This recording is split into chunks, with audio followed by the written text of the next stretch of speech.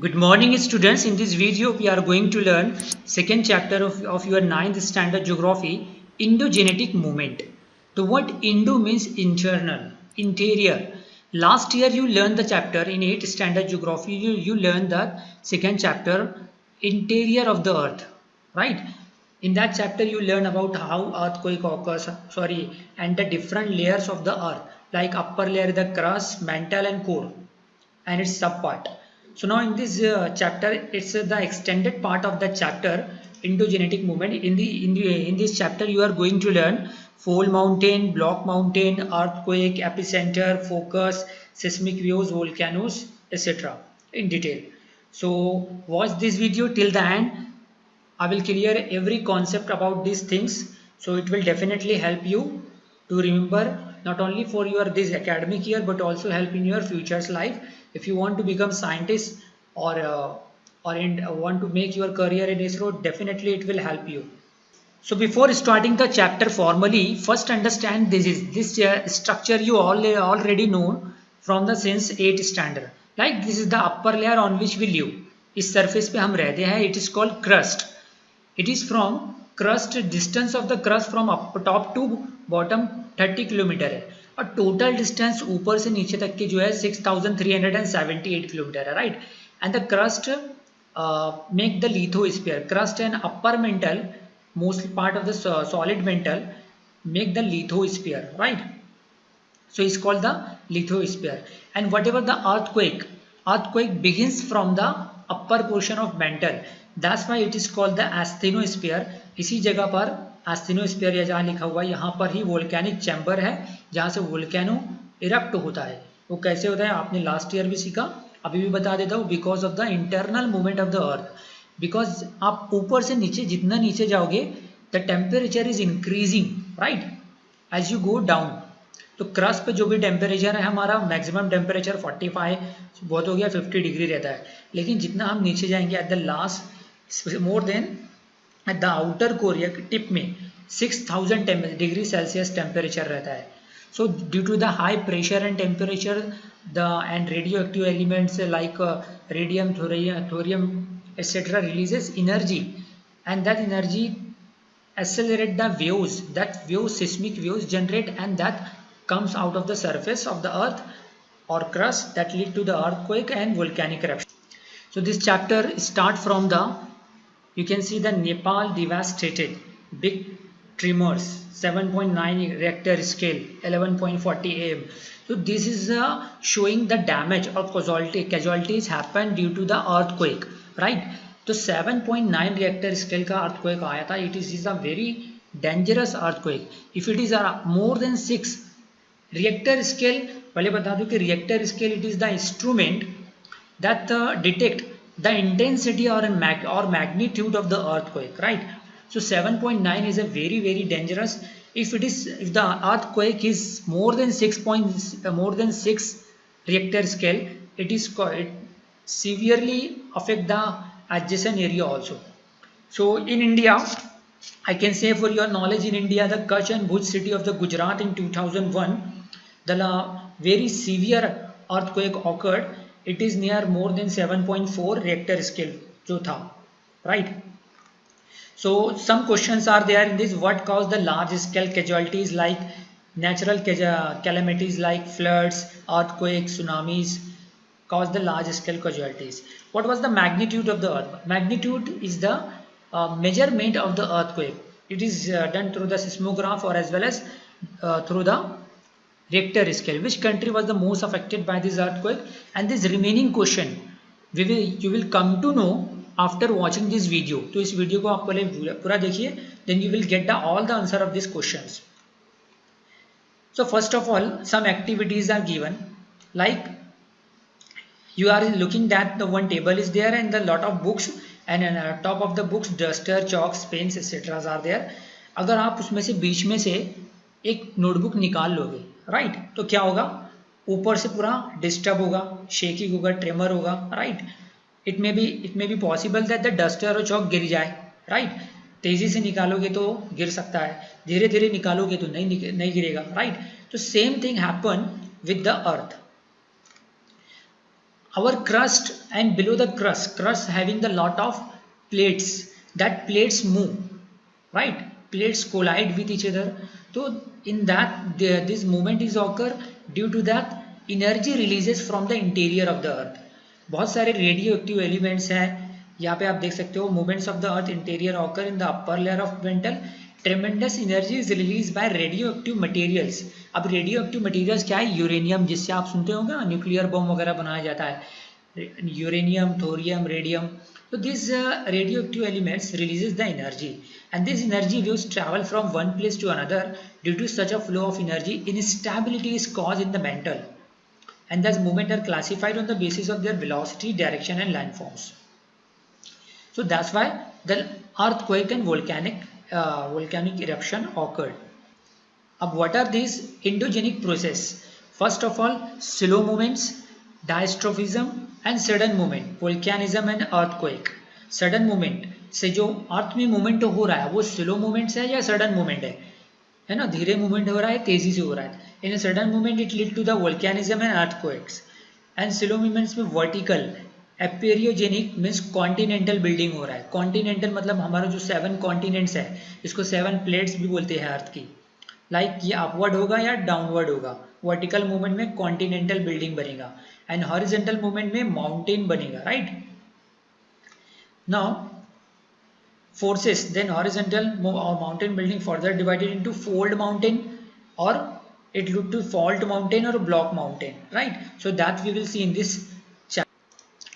अब slow movement समझने के लिए इतना समझा दूं, स्लो मूवमेंट से कॉन्टिनेंट बनेगा या तो माउंटेन बनेगा, right? Now take a strip, एक पेपर लो आप 30 सेंटीमीटर का, यानी आपकी जो लॉन्ग स्केल आता है उसकी मेजरमेंट का एक पेपर लिया आपने और उसको आप बोथ एंड से कंप्रेस करो. कंप्रेस करो मतलब दोनों एंड से प्रेशर डालो, तो क्या होगा? बीच का हिस्सा ऐसे उभर जाएगा. It deduce the compression. तो similarly due to the slow movement क्या होता है, आप देखोगे कि द फोल्ड माउंटेन जो हमारा बनता है, energy is transfer from the interior of the अर्थ. अब एनर्जी कैसे ट्रांसफर हो रही है? Because of the radio active element releases the energy. अब ये एनर्जी रेडियो एक्टिव एलिमेंट क्यों कर रहे हैं release? Because of the in the interior of the earth हम जितना नीचे जाएंगे उतना हीट, हाई टेम्परेचर और प्रेशर है, right? That's why that radioactive element releases the energy. अब because of this energy waves and pressure working towards each other, किस पे वर्क कर रहे हैं? जो सॉफ्ट लेयर्स है, सॉफ्ट रॉक्स है, राइट? तो सॉफ्ट रॉक्स क्या है? दोनों तरफ से, एक तरफ से प्रेशर हो रहा है, एक तरफ से एनर्जी वेव्स उसको कॉम्प्रेस कर रही, प्रेशर डाल रही, तो क्या हो गया? ऊपर का हिस्सा वो उभर रहा है, दैट इज द अपवर्ड. तो if the pressure is very high, large scale folds are form and their complexity increases. As a result of the surface of the earth get uplifted and fold mountains are form. So जो दोनों, एक तरफ से energy waves आ रही, दूसरी तरफ से pressure आ रहा, तो वो जो सॉफ्ट रॉक क्या हुई? उभर गई. It is uplifted and become a fold mountain. तो फोल्ड माउंटेन ऐसे ही बना. जो हमारा हिमालय है, हिमालय माउंटेन है, mount Everest is the highest peak in the Himalaya. दुनिया का सबसे बड़ा माउंटेन माउंट एवरेस्ट है और ये हिमालय का पार्ट है. So Himalayas, the Aravallis, both Himalayas and Aravallis located in the India. India में हिमालय आपको पता है, जम्मू कश्मीर, उत्तराखंड, अरुणाचल प्रदेश, बहुत सारे हमारे जो नॉर्थ ईस्टर्न स्टेट्स हैं उनसे लगकर है. एरावली जो है राजस्थान में है. माउंट आबू सुना होगा आपने. रॉकीज एंड एंड्स, रॉकीज जो है अमेरिका में है, एंड्स जो है तो साउथ अमेरिका में है, एल्प्स जो है यूरोप में है. तो ये सारे एग्जाम्पल्स हैं फोल्ड माउंटेन के, right? And it made from compression. Now अब आ जाता है नेक्स्ट पार्ट. दूसरा एक स्ट्रिप लिया आपने, वही सेम सेंटीमीटर 30 सेंटीमीटर का. अब आप उसको, उसने क्या किया, आप वो स्ट्रिप को टेंशन दिया. टेंशन मतलब पहले क्या किया था? You are applying the force on each other, तो फोल्ड ऊपर, बीच का हिस्सा ऊपर हो गया था. लेकिन अब आप क्या करोगे? ऑपोजिट करोगे. You will take the strip of 30 centimetre and hold both the end, दोनों सिरों से पकड़ोगे and both the end you will stretch करोगे, खींचे हुए. तो क्या होगा? टेंशन क्रिएट होगा, राइट? अब टेंशन से क्या होगा? ये स्क्रैच आ जाएगा या तो फॉल्ट आ जाएगा, फट जाएगा. तो similarly happen due to the inactivity to the tension is created when you pull both the ends away from each other. Similarly, when movements occur in the opposite direction, the tension is generated and faults are formed in the earth crust. तो हमारी earth crust में भी ऐसे ही होता है, because of the internal movement horizontal views moving away from each other, right. Because of the internal movement, horizontal waves moving away from each other are formed, and this causes a tension on the layers of rocks. This lead to the formation of fractures of the rocks. तो ये movement है, the waves are moving away, rocks के खींच रही है, एक दूसरे से अलग कर रही है, तो क्या हो रहा है, फॉल्ट हो रहा है, right. So this lead to the formation of fractures in this rock, and these are known as faults. Similarly, waves coming towards each other in the hard rocks also form fault due to compression. कभी कभी ये करीब आके भी compression करके faults बनाते हैं, and now you can see the, अब ये faults बन जाता है when the area between two faults uplifted, जब two faults बन गए and the between the two faults the whatever the area of soft rocks वो uplift हो गया, तो that form the block mountain. You can see when the part of the earth crust in between two parallel faults is lifted, it looks like a block. Such landform is known as block mountain. The hilltops of block mountain are flat.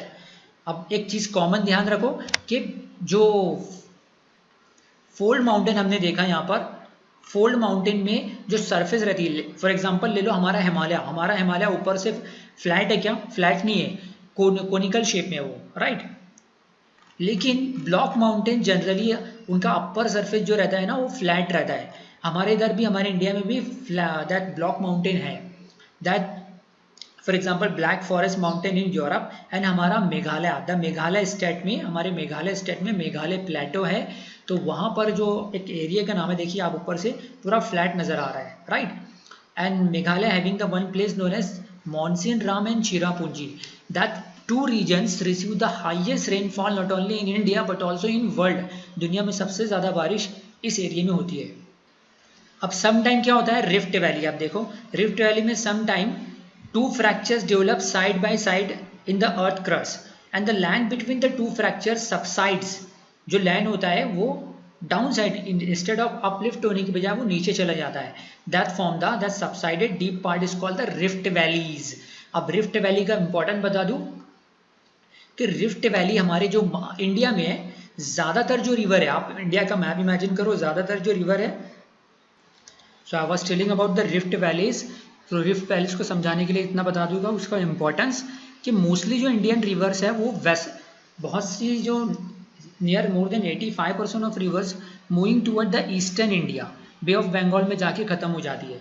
Only this Indus, Jhelum, Ravi ये पाकिस्तान से होते हुए Arabian sea में जाती है, और mostly जो 80% से ज़्यादा रिवर है वो ईस्टर्न बे ऑफ बंगाल में मिलती है। Only one of the major river that is the Narmada river as well as Tapi river that flowing through the west, ये अरेबियन सी में वेस्ट में जाती है। अब ये नर्मदा ईस्ट में क्यों नहीं जाती है, जबकि यहाँ से ओरिजिनेट हो रही है छत्तीसगढ़ या मध्य प्रदेश से, तो लेकिन नर्मदा जो है ये यहाँ पर वेस्ट ईस्ट में क्यों नहीं, बे ऑफ बंगाल में क्यों नहीं जा रही है, because of the rift valley. It travel the Narmada river travel through the Rift Valley and move towards the western India and ultimately merge with the Arabian Sea. Now continental building, like continent कैसे बनी, जब slow movements occur toward the center or from the center of the earth towards the earth crust, right? So because of this movement, a vast part of the earth crust is uplifted or gets subsided. कुछ part जो है crust का due to the internal movement ऊपर हो जाता है, जो ऊपर हो गया तो उससे कॉन्टिनेंट बना, और जो बिलो हो गया उससे सी बेड बना, right. Now sudden movement it lead to the, in the beginning of the chapter we have discuss that earth and study the news items of the earthquake. Earth means the ground and quake means trembling मतलब shake, earth का shake होना, vibrate होना, right. And earthquake is the movement of the earth crust.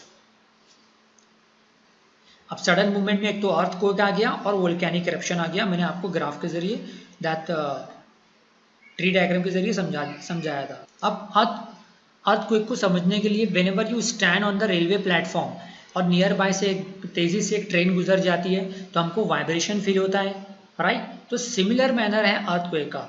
Because of the movements occurring in the interior of the earth, ट्रेमेंडस tension is created in the earth crust, right. Tension क्या होता है, plates move away from each other, fracture जैसे बताया था, right. जैसे कि fold mountain बना था. And when tension goes beyond limits the energy is release in the form of waves. This results in trembling of the earth's surface and the earthquake occurs, and the magnitude of the earthquake is measured by reactor scale. reactor scale एक magnitude है, एक scale है, right. For example जैसे हम milk and liquid items we measure in litres mls, like cloth we measure in metre, तो like earthquake measure in reactor scale. Now you are looking the Indo, Australia, Africa, Eurasia, North America are the 7 plate. The earth crust is made up of such plates. अब यहाँ पे Indo Australia क्यों लिखा हुआ है? Because you know thousands of years ago, not a thousand बल्कि millions of years ago, that the Australia अभी एक सेपरेट कॉन्टिनेंट है.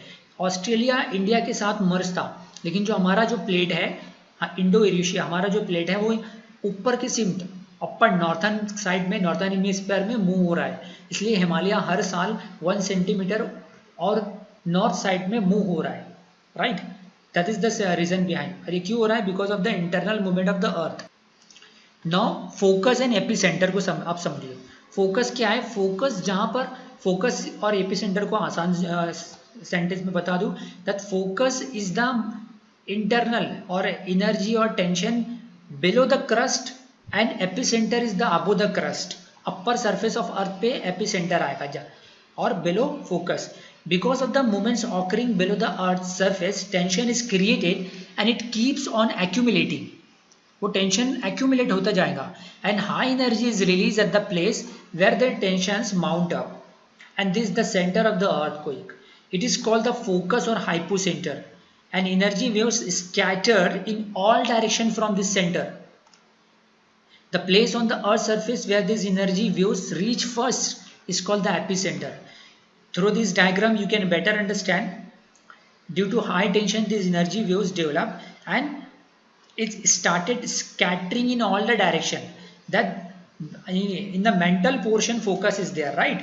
So और जैसे ये energy waves surface of earth पे आती है, जो भी सरफेस ऑफ अर्थ पे आई, राइट, तो दैट सपोज जो भी प्लेस पर आई, तो that place is the epicentre of the earthquake. Easy definition of the focus and epicenter: the point within the earth where rocks under stress breaks is called the focus, while the point directly above the focus on the surface of the earth is called epicenter. अब now these waves are divided into 3 parts, right, as per their casualties. जितने भी dangerous है उसके हिसाब से divide की गई है 3 पार्ट्स में: primary waves, surface waves and the secondary waves, and the last is one is the Surf. तो आप देखिए प्राइमरी वेव्स, सबसे प्राइमरी वेव्स नॉर्मली आती है, राइट. एंड प्राइमरी वेव्स का डिफरेंस भी पूछा जा सकता है आपको एग्जाम में. Primary waves can travel in through the all the medium, solid, liquid, gas, तीनों मटेरियल, तीनों मीडियम से गुजर सकता है. लेकिन जो एस वेव्स है, and S waves is a more dangerous than the primary waves. Primary waves do not harm और do not occur the casualties, नुकसान ज़्यादा नहीं पहुंचाती है. while the S waves causes a damage, it may shake the अर्थ को, अर्थ जो है अर्थ का ट्रेमल या शेकिंग या वाइब्रेशन इससे स्टार्ट हो जाता है when the S waves reaches at the surface of the earth, right. and S waves can not travel through the liquid medium. तो जनरली जहाँ पे अर्थ को एक आता है, ज़्यादातर अर्थ को एक आप देखोगे जहाँ पे इंटरनल प्लेट्स का प्लेट मूवमेंट ज़्यादा जहाँ पे होती है, right, mostly in the Japan, और मोस्टली इन द जहाँ पे प्लेट को कोलाइड हो रही है, लाइक हिमालयन पोर्शन. आप देखो इंडिया में भी जो अर्थक्वेक ज़्यादा आते हैं वो हिमालयन स्टेट्स में आते हैं. हिमालयन स्टेट में यानी कि सिक्किम है, अरुणाचल प्रदेश है, जम्मू कश्मीर है, right. And P waves can travel through medium, liquid, solid, gases. S waves do not travel through the liquid states. It can travel through the only solid states. And सबसे जो dangerous views है surface views है, इसका amplitude भी ज़्यादा रहता है and it cause a large scale casualties. ये बहुत ज़्यादा नुकसान पहुंचाती है. और सबसे पहले P waves पहुंचती है, उसके बाद S waves and at the last surface waves. Then हमारा जो नेक्स्ट टॉपिक है सडन मूवमेंट में, एक तो अर्थक्वेक हमने कंप्लीट कर दिया. Then volcanoes. Volcano is an opening in the surface of the earth out of which molten rocks and gases explode. कि जो वोल्केनो है इसका चैम्बर है मेंटल में. मेंटल कौन सा लेयर है? क्रस्ट के नीचे, राइट. तो अब ये क्या वोल्केनिक इरप्शन के चैम्बर के जरिए क्या निकल रहा है? Magma. Magma is a lava, that is a molten Magma.